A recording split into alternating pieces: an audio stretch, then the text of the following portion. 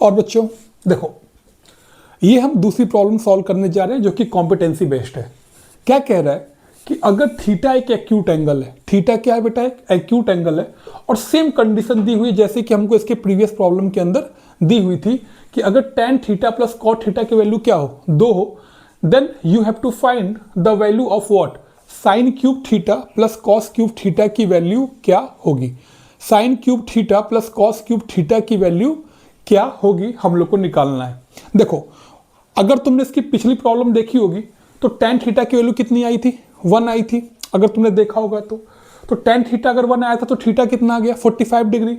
यहाँ पे रख दो और प्रॉब्लम को क्या कर सकते हो, थीटा को solve 45 degree, you will get your answer. ठीक है, कैसे?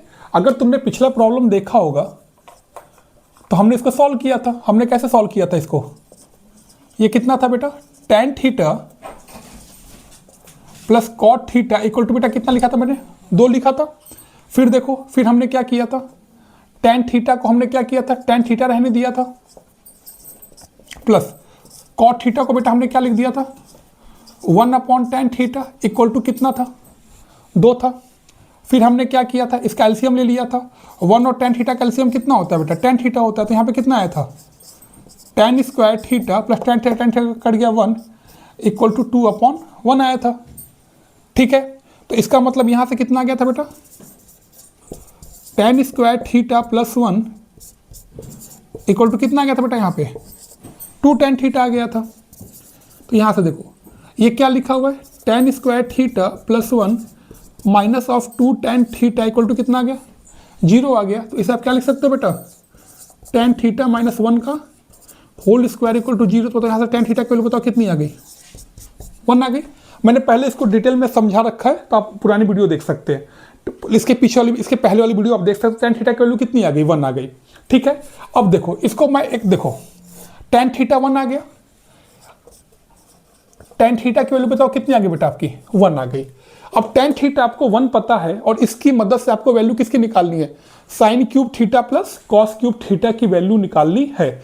आपको किसकी वैल्यू निकालनी है बेटा, sign cube theta plus cos cube theta की वैल्यू निकालनी है। देखो दूसरा तरीका क्या होता है सॉल्व करने का प्रॉब्लम को, देखो मैं एंगल से सॉल्व करो। क्या सॉल्व करो बेटा, एंगल से।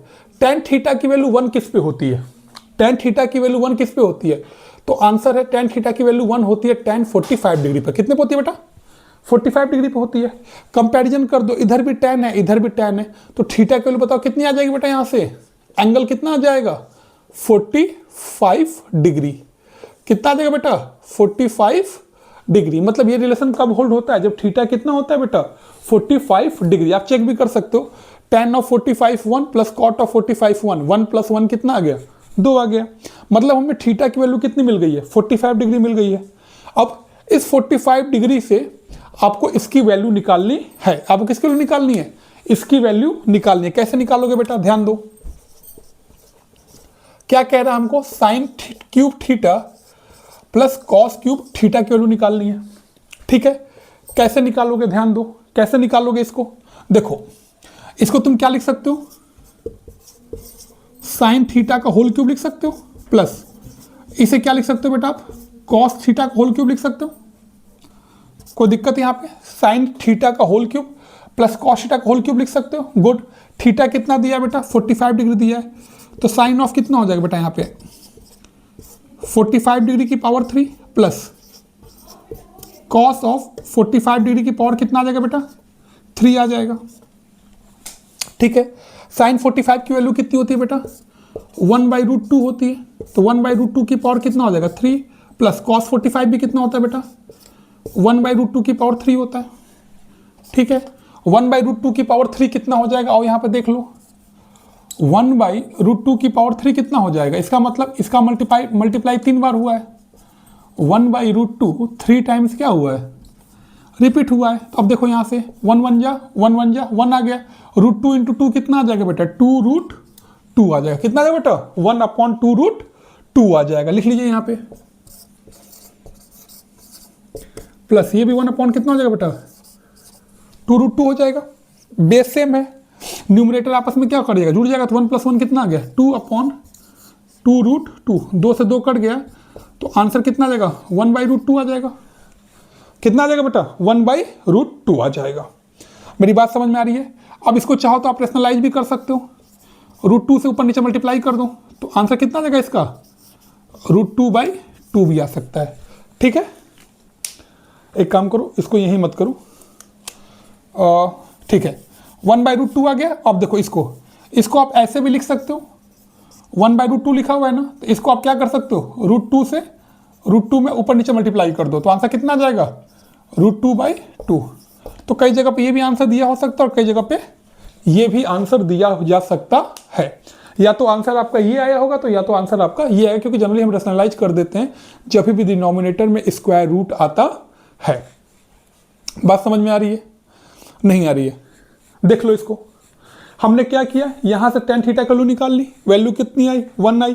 tan थीटा की वैल्यू 1 कब आती है, जब थीटा कितना होता है 45 डिग्री, और फिर थीटा की जगह पे जो एंगल है उस एंगल को हमने यहाँ पुट कर दिया, और साइन ऑफ 45 डिग्री की वैल्यू हमको पता होती है कि 1/√2 होता है, तो इसका क्यूब प्लस इसका क्यूब हमने सॉल्व कर दिया, हमारा आंसर आ गया। देखो ये क्या है, आपका पहला अप्रोच है, ये मैंने बताया आपको एक पहला अप्रोच है। कुछ बच्चे इसको इस तरीके से सॉल्व कर सकते हैं। इसी प्रॉब्लम को सॉल्व करने का हमारे पास एक अप्रोच और होता है, जो कि मैं इसकी पहले वाली वीडियो में आपसे डिस्कस कर रहा था कि रिडक्शन करके भी हम इस प्रॉब्लम को कैसे सॉल्व कर सकते हैं। अभी मैं आपको एक अप्रोच आपने सीख लिया, इसी प्रॉब्लम को करने का मैं आपको एक और अप्रोच बताता हूं। इसका स्क्रीनशॉट ले लीजिए आप, शॉट ले लिया, ठीक है। मैं आपको दूसरा अप्रोच बताता हूं, ठीक है।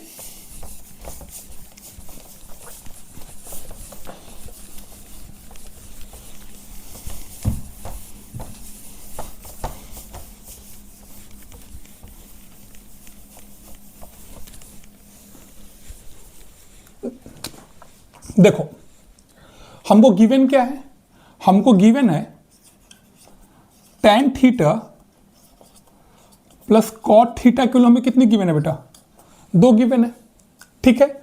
tan थीटा को तुम बताओ बेटा क्या लिख सकते हो, ये सेकेंड अप्रोच है, और ठीक है, अपॉन क्या लिख सकते हो बेटा, इसको कॉस लिख सकते हो, प्लस कॉट थीटा को क्या लिख सकते हो बेटा, कॉस थीटा अपॉन कितना होता है बेटा, जब कुछ समझ में नहीं आए तो सबको साइन और कॉस में चेंज कर दो, 2/1 हो गया, ठीक है। अब बताओ साइन थीटा और कॉस थीटा का एलसीएम कितना आएगा बेटा, साइन थीटा इंटू कितना आ जाएगा, कॉस थीटा आ जाएगा।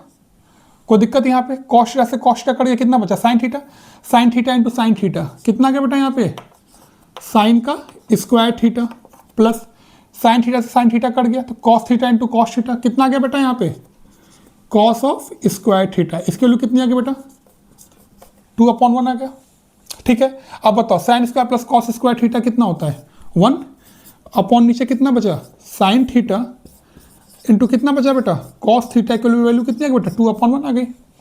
क्रॉस मल्टीप्लाई कर दो, तो 2 sine theta cos theta equal to 1 हो गया, तो sine theta into cos theta की वैल्यू बेटा यहाँ से कितनी आ गई, 1/2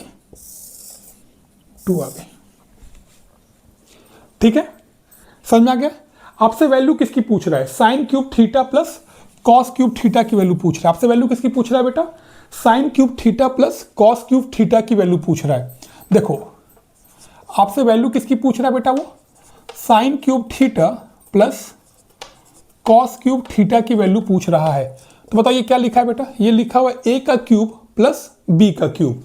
क्या लिखा है बेटा, ये आपका लिखा हुआ है a का क्यूब प्लस b का क्यूब, और a का क्यूब प्लस b क्यूब का फॉर्मूला क्या होता है बेटा, आपको आइडेंटिटी आनी चाहिए, a plus b into a square plus b square minus of क्या होता है बेटा, a भी होता है। ये आइडेंटिटी आपने क्लास 9th में सीख रखी है कि a cube plus b cube का फॉर्मूला क्या होता है, a plus b into a square plus b square minus of a b होती है।